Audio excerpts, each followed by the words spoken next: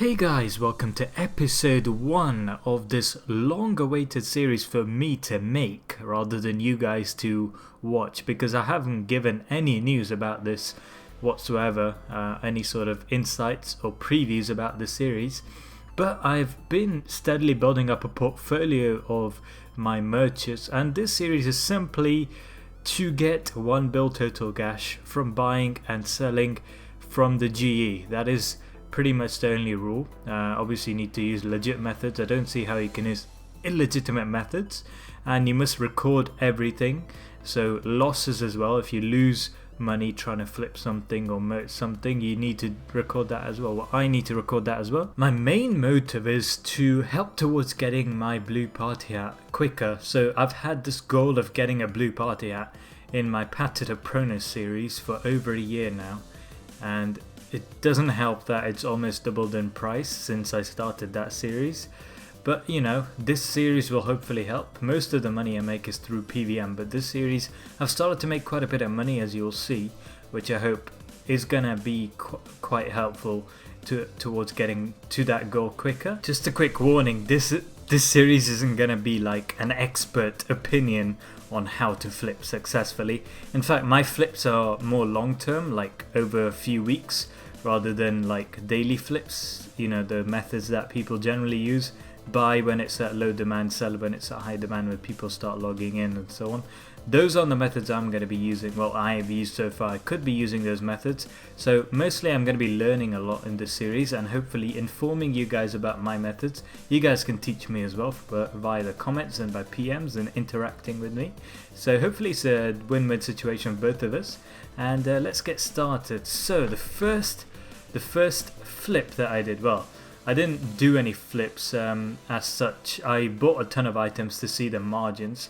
The main way that I do these things is buy it for minimum, buy it instantly, so that's the ceiling, and then sell it instantly, so that's the trough, if you like. So there we have a ton of margins, not very good margins for any of them, so I didn't end up flipping any of them.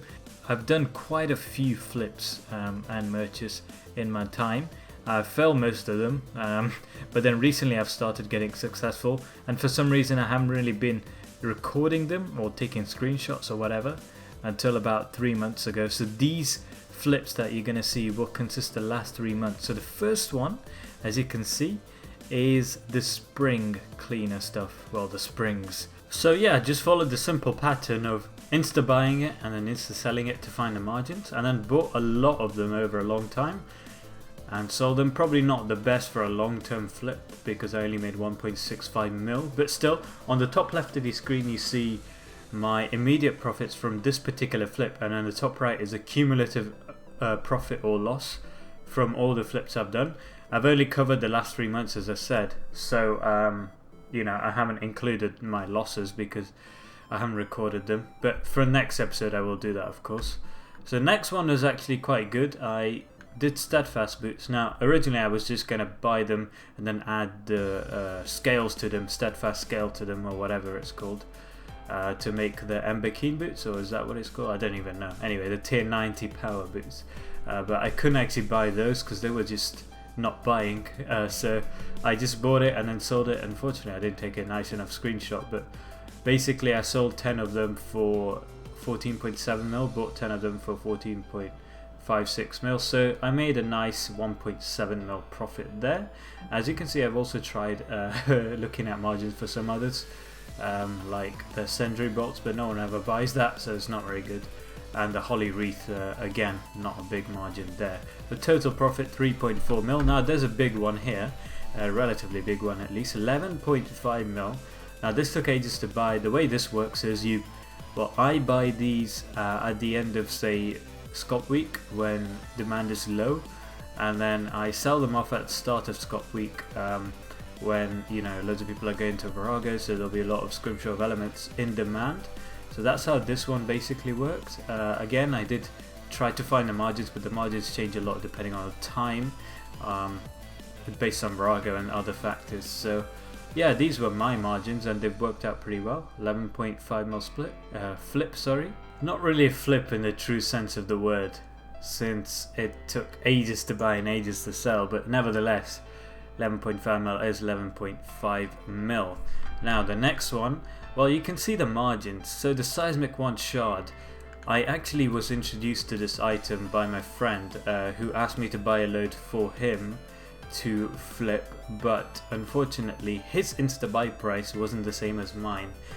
It was about 600k difference, and then it got me thinking maybe I should flip these, so that's exactly what I did. So as you can see, the top one and the bottom one, there's a massive margin there to flip with, around 550k or something, 525k, yeah, 525k margin to flip with there. So that's a massive margin, and I exploited it. But something else to note is that the prayer flask, you see, there's a big margin there, and even though I wasn't flipping these, I needed these for my personal use. So you can save a lot of money by doing this for your personal use as well. Don't just insta buy brews and supplies, just, you know, be patient and buy them over a period of time. You can save a lot of money. And using those seismic 1 margins, I made a massive 55.7 mil split. Why do I keep saying flip, I mean. So yeah, that's my most recent one. I just finished selling recently, so I bought it for 193, sold it for 250 almost, and yeah, 55.7 mil, huge margin there. That's probably my biggest single flip so far, and overall I'm up to 70 mil already out of the 1 bill I need for this series. And then we come on to some potential flips. Now, I did actually flip a few of these kite shields, as you can see. There's a massive margin of around 525k. Again, that seems to be a common number, doesn't it? 525k for the mercenary kite shield, but for some reason it doesn't really buy very quickly. It buys it like I bought 4 over a week, and I didn't really record it, but basically I might have made a couple of mil or something off that.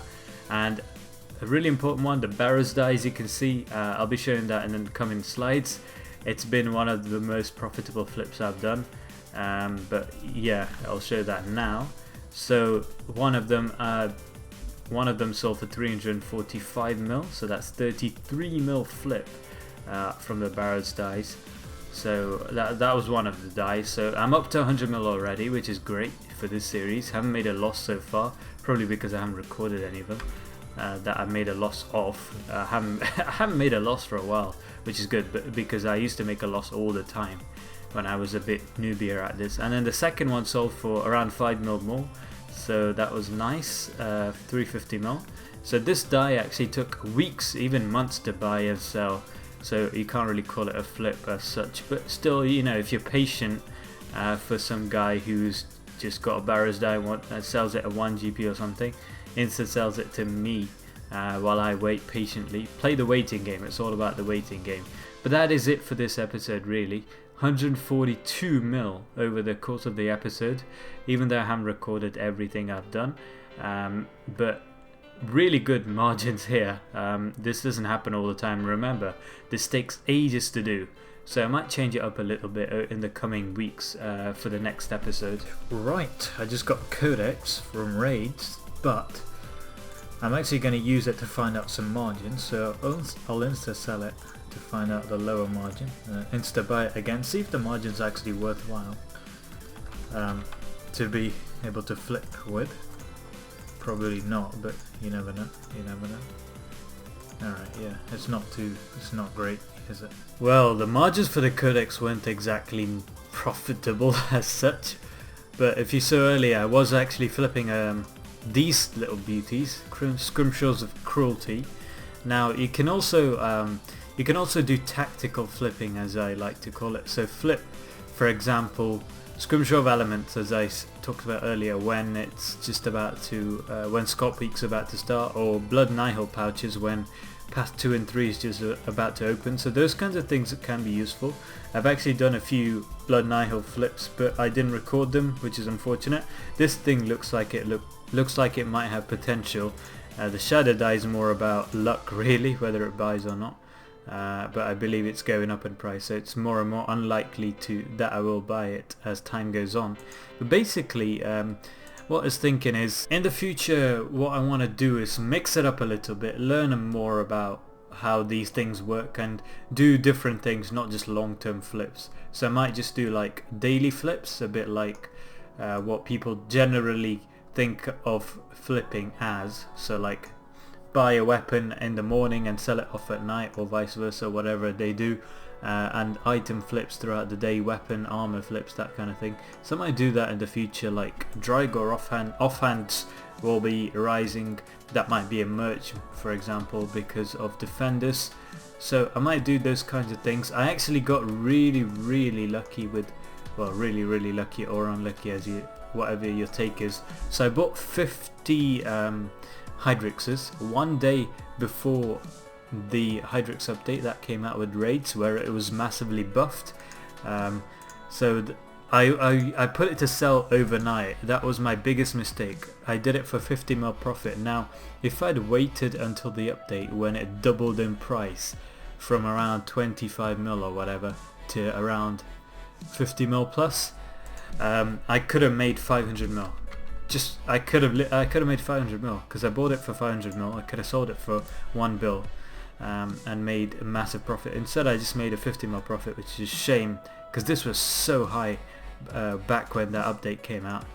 Oh well, sometimes things go your way, sometimes they don't. That could have been my one big lucky flip if I'd waited, but I didn't wait. I was impatient, and that's the way of life, I guess. I just got to be patient, and hopefully next time you guys will see some of these lucky flips if that happens, and some motors as well. But obviously I won't be showing you guys my motors until the motors are over, for obvious reasons, in case they get disrupted because people watch me much. But yeah guys, thanks for watching, and I'll see you next time.